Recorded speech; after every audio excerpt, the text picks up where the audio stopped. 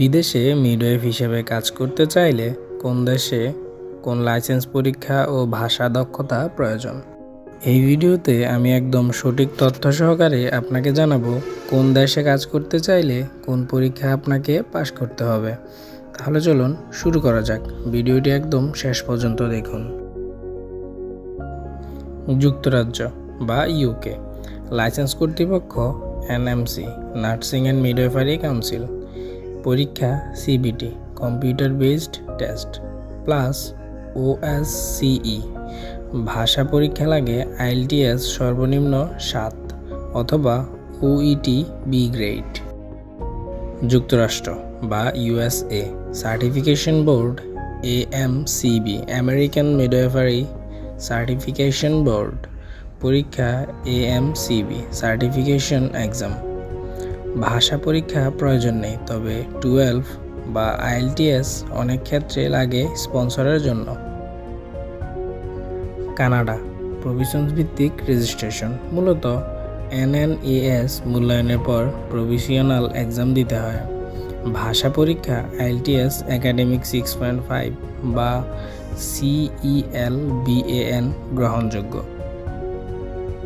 Australia নিবন্ধন কর্তৃপক্ষ AHPRA। পরীক্ষা মিডওয়াইফের জন্য NMBA রেজিস্ট্রেশন ও মূল্যায়ন পরীক্ষা।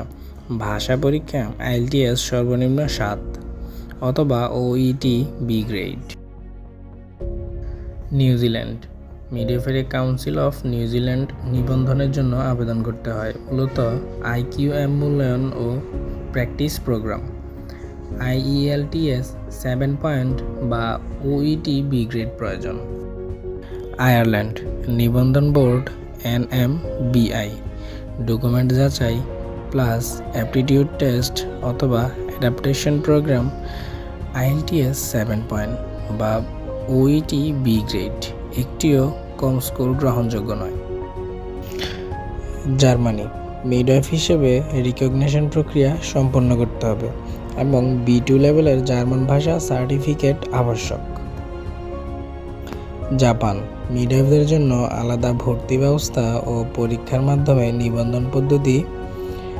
Japanese national licence exam JFT basic বা JLPT N2 লেভেলের জাপানি ভাষা প্রয়োজন। South Africa SANC, south African nursing কাউন্সিলের অনুমোদন দরকার।